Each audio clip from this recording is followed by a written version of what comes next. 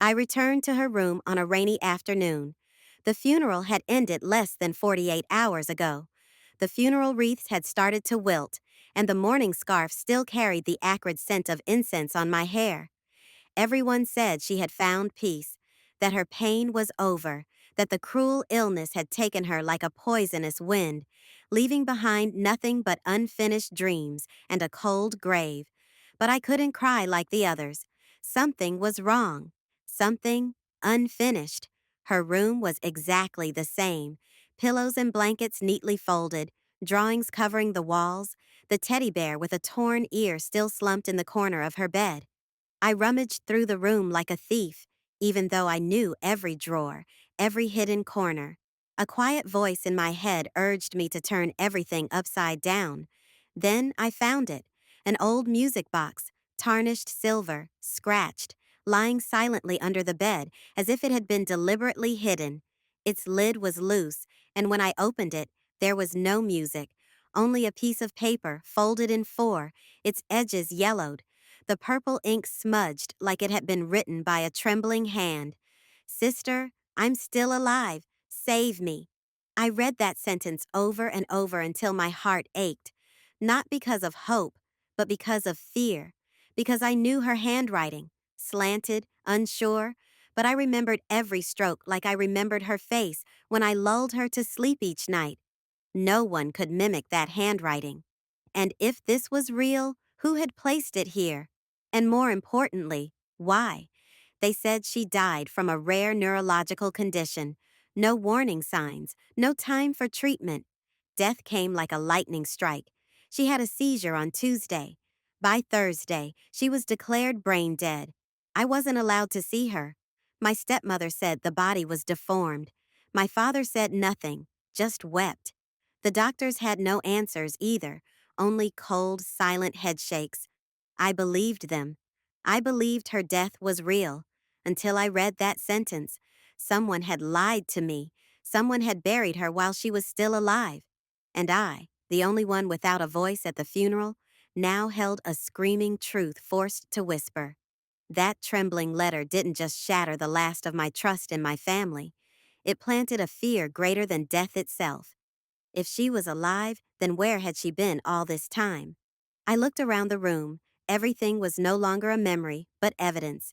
And I knew, from that moment on, I was no longer alone in this life. I had a mission, a person to save, a question that needed answering. Who wrote the obituary instead of saving my sister? I began retracing my memories, like picking up shards of glass from a mirror someone had deliberately shattered. Things I once considered normal now echoed like knocks in the night, faint but impossible to ignore. I remembered that my stepmother was always the one to take my sister to the doctor, never letting me come along. My sister was no longer allowed private phone calls. Whenever I texted her, she would respond briefly or not at all, and if I called, my stepmother was always the first to pick up. Once I heard her softly sobbing on the line, but when I pressed for answers, my stepmother laughed loudly and hung up. Then there were the midnight phone calls. I once overheard my father whispering to someone in the kitchen, his voice urgent, his hands trembling. But when I asked, he told me I was dreaming. "You're tired, don't overthink it," he said, avoiding my gaze. I believed him then. I don't now. I snuck into my father's study, where he kept the medical records. My stepmother always kept the cabinet locked, but her habits never changed. She hid the key under a small rug beneath the desk, thinking no one would bother to lift it. I didn't mind. The file was thick but hollow inside. No test results, no brain scans, not a single line of confirmed diagnosis, just prescriptions, mostly names I had to look up. Sedatives, behavior suppressants, antipsychotics, nothing related to the neurological illness they claimed, and only one doctor's name, Dr. Arthur Clemens.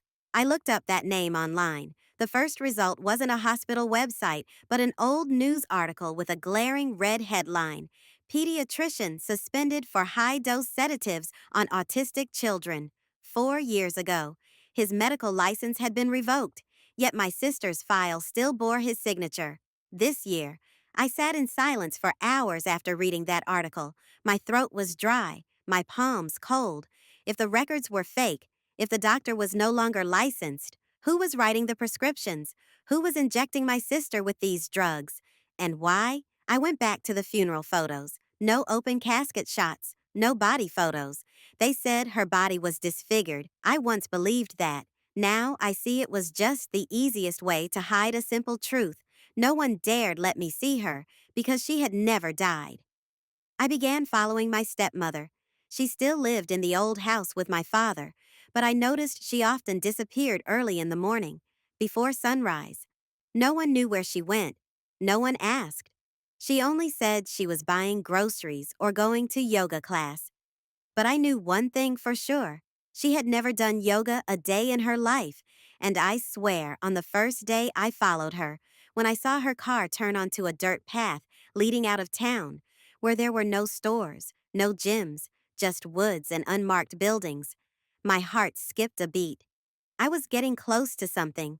I didn't know what it was yet, but it smelled of anesthesia and betrayal. And I knew, if I wanted to save my sister, I had to go all the way, even if I had to walk across the cracks my own family had made. On the fourth day of surveillance, I brought no binoculars, only calm and numbness. My stepmother's car rolled out again just before dawn. I kept enough distance to stay hidden, but close enough to see clearly. She wasn't alone. Someone was in the back seat. Small, bent over, or forced to bend. I couldn't see the face, but I saw a hand pressed against the window, thin, pale, and trembling. I bit my lip until it bled. Then I saw the destination, a pale gray building hidden behind tall pine trees. No signage, no name. The gate was sealed shut. No guards, just a rotating camera and a keypad control panel. She got out, swiped a card, and the vehicle slipped through the gate like a beast crawling into its lair. I recorded everything, the license plate, the time, a video. But I knew it wasn't enough. That night, I came back. I brought a small backpack, gloves, a headlamp, a multi-tool, a body cam, and an electric lockpick. I used to do system maintenance at a hospital. I knew how to fool a camera without thermal detection. The gate was still there, silent. When I triggered the panel with a shock pulse, it clicked. The gate opened as if welcoming me. Inside, everything was eerily silent. No alarms, no footsteps. Just the hum of ventilation and pale yellow lights sweeping across a long hallway. The motion sensors still worked, but the cameras turned slowly. If I stayed still long enough, they didn't catch me. I had practiced this walk every night in a closed room, and now it saved me. The rooms were labeled A01 to A12, thick metal doors, no handles outside, only a small screen for code scanning. I tested each door, hoping for one that didn't need a code. None. All locked, until I saw room A09.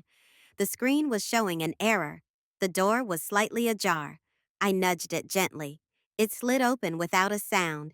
Inside, dim light shone on a small body lying on a steel bed, both wrists tied to the side rails with medical plastic restraints. An IV was taped to her left arm, and a white strip of cloth covered her mouth. I froze. My entire body stiffened, as if all the blood had drained out in an instant. It was her, my sister, alive. She was terrifyingly thin, sunken eyes, pale skin under the soulless lighting. I rushed forward, my hands trembling like a seizure. I pulled off the gag, untied her restraints, yanked the IV from her arm. She gasped, but didn't scream, just clung to me, like she had waited her whole life for this moment. I whispered in her ear, "It's me. I'm here."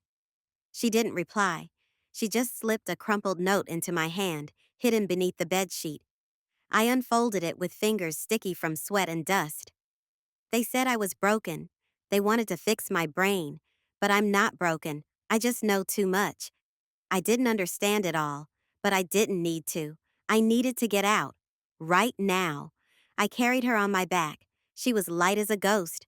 I turned off the camera. I didn't need anything more. What I had was enough.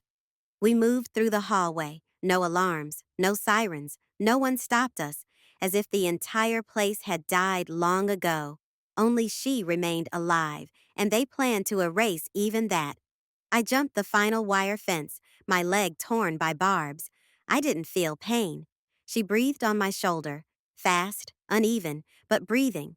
I brought her to a close friend's house on the outskirts, cut the SIM, changed numbers, deleted all social media. I didn't call the police. I sent the footage and evidence to every newsroom, media outlet, and child protection agency, domestic and international, under an anonymous address. The next morning, the whole city woke to a shockwave. But when I opened my eyes, I didn't read the news. I just looked at my sister sleeping peacefully beside me. No fours, no gag.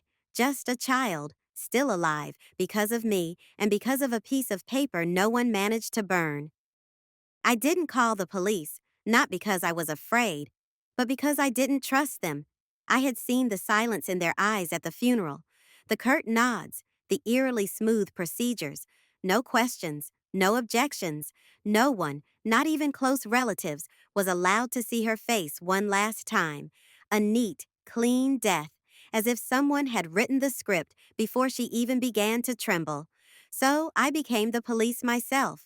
I extracted all the data from the body cam I wore during the break-in, the footage of when I found her, close-ups of the windowless room, the restraints, the IV drip, and her face, terrified and hopeless. I recorded her voice, every broken, trembling word. They said my brain was broken. They want to cut me into parts to fix me. I backed up all the forged medical records from my father's cabinet prescriptions, signed by Dr. Arthur Clemens, who had lost his license 4 years ago. I collected images of the facility's gate, videos of my stepmother dropping off the patient each morning, and the nameless guardsmen who stayed quiet for cash. I didn't send them to one place. I sent them to everyone, every major news outlet in the country, international human rights organizations, independent bloggers known for exposing fake psychiatric institutions. I sent everything anonymously with a simple headline: a child declared dead by her family but still alive, restrained and silently imprisoned. I attached all footage, audio, documents, dates, coordinates. No room for doubt. The internet did the rest. In less than 24 hours, the name of that nameless facility flooded every news channel. An unlicensed special treatment center using minors in a so-called behavior modification experiment through sedation and illegal confinement. Dozens of anonymous reports began to surface like mushrooms after rain. Some said their children also disappeared after being referred for special treatment. Others recognized the name of the suspended doctor. The outrage spread. The next morning, the building was sealed off. That same afternoon, Dr. Arthur Clemens was arrested at a motel 30 kilometers away, preparing to flee the state under a fake name. My stepmother was caught at the airport just minutes before her flight to Turkey was scheduled to depart. In her suitcase were a fake passport, sedatives, and $40,000 in cash. That evening, my father came to the house. He stood outside empty-handed, face ashen like dust, as if he had seen a ghost return from the dead, and knew it was his fault. I opened the door, said nothing. He stood there, hesitant, then choked out. She said it was a special treatment. Your sister was psychotic, uncontrollable. We had no other choice. I looked him straight in the eye. So your way was to fake her death, lock her away, call her a broken thing and try to fix her? He didn't reply, just collapsed on the doorstep, covering his face, weeping like a child older than himself. I didn't comfort him. I didn't ask him to leave either. I left him there with the burden he should have carried years ago. I turned back inside. My sister was sleeping. This time, no steel bed, no restraints, no fours, just a thin blanket, and her teddy bear, the one with its ear sewn back on. She held it to her chest, her breathing soft and steady. I gently closed the door, the first door I ever locked not to imprison her, but to keep her safe from the world outside, a world I had just exposed. A world that could no longer hide the rot behind the white curtains of medicine and family. It took me nearly 3 months to gain custody of her. The court initially refused. They said I wasn't the legal guardian. They said I lacked financial stability. They asked why I hadn't gone to the police the moment I discovered it, as if I owed this system an apology, after it had let my sister be buried alive in silence. But I had evidence. I had public pressure. And I had her sitting there, small and silent, holding a drawing. A little girl trapped in a metal cage, blood dripping from an IV tube, with a scribbled line below. I don't want to go back there. The judge looked at the drawing and said nothing more. They granted her to me. We left the city on a foggy morning in a borrowed old car. No suitcases, no possessions, just a backpack of documents, a teddy bear, and a folder of drawings she made while locked away. I burned almost all of them on our first night in the countryside, not to forget but to bury them like a decaying part of a memory's corpse. We changed our names. No more father's surname. No more memories of the stepmother. Now, I am her sister, and no one can take that from me ever again. The house we rented sat in the middle of a field of reeds, 3 kilometers from the nearest town. No Wi-Fi, no neighbors, just wind, birds, and an old sagging eucalyptus tree outside the window where I buried the only thing I kept from the past, the first letter. I dug a small hole at the base of the tree, laying the letter down gently, as if I were burying the soul of a child the world had once rejected. Beside it, I placed a small wooden plaque, hand-carved with a knife. This time, you don't need saving. You get to live. She said nothing while I did it. But that night, I heard her laugh for the first time. Not loud, not hearty. Just a faint giggle, delicate as spider silk, while she colored a red flying cat in her drawing. I walked over, sat beside her, said nothing. We just sat there, shoulder to shoulder, beneath the pale yellow light and the wind whistling through the cracks in the door. I once thought silence was the scariest thing. Now I know some silences heal more than any words ever could. We had a little tradition. Each month I would write a promise and stick it to the fridge. She didn't need to respond, but if she agreed, she'd draw a heart next to it. The first promise I wrote was, I will never leave you. 3 days later, a heart appeared. Purple. Her favorite color.